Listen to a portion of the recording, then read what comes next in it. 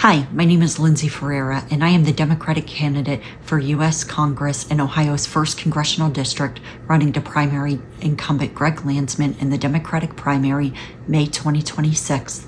And this is my campaign's official response to Trump's bombing of Iran yesterday, Saturday, June 21st.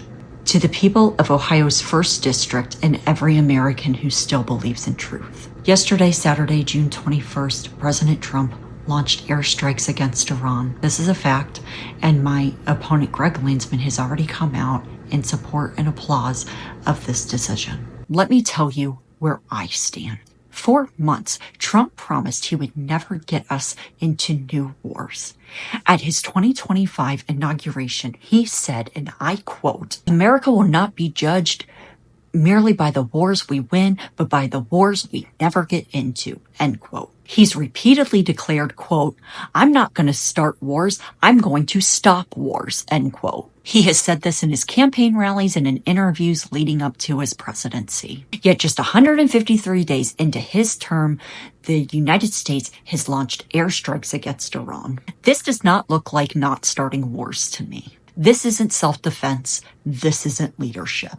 This is a reckless act of aggression, rooted in lies, fueled by greed, and driven by the same old hunger for oil and dominance that has killed millions across the globe. I will not stay silent while innocent people are incinerated under the banner of patriotism. Iran is not building nuclear weapons. They have consistently abided by international treaties. Meanwhile, Israel consistently refuses to allow inspections of its own nuclear arsenals and continues to carry out a relentless bombing campaign that is killing civilians, leveling homes, and targeting entire communities. That is not self-defense. That is genocide. And the United States has made itself complicit, both in the genocide of Gaza and now in the airstrikes against Iran.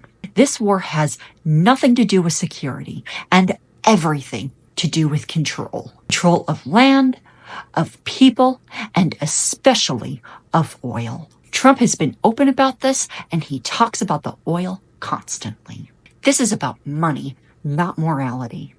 And the people defending these strikes aren't defending democracy. They are defending power and profit over people, over lives. Unlike my opponent, Greg Landsman, I will call for an immediate ceasefire of the genocide occurring in Gaza and the airstrikes occurring in Iran. I will push for full transparency about the real motives behind these strikes and behind the genocide occurring in Gaza. I will fight and demand for independent international investigations into war crimes committed by both Israel and the United States. I will stand up for diplomacy instead of destruction. I will fight to hold war profiteers and fossil fuel interests accountable for their influence on foreign policy. I will always refuse to sanitize genocide, no matter how politically convenient it may be. I will always speak with clarity and conviction when others choose silence. I will always censor human rights, not oil rights, not special interest rights, not billionaire rights, and not super PAC rights. I will always center human rights. I will fight and vote to fully repeal the 2001-2002 blank check authorizations for the use of military force, because these outdated laws have been used to justify endless war without accountability. They have been exploited by both parties to bypass Congress and drag us into conflicts the American people have never signed up for. It's time to shut the door for good and return the power to declare war where it belongs, with the people through their representatives in Congress. I will fight to block any further airstrikes against Iran without the explicit approval of Congress. And I will always champion a foreign policy which is rooted in human rights, dignity, and peace. Greg Landsman is not doing the job of representing us. He is echoing a party line that defends bombs over lives and profit over people. He is not asking questions. He is not seeking peace. And he is not standing up for what is right. But I will. I'm not running for office to climb a ladder or cash in on status. I am running because people are hurting, the truth is being buried, and the future is being written by those who see lives only as collateral.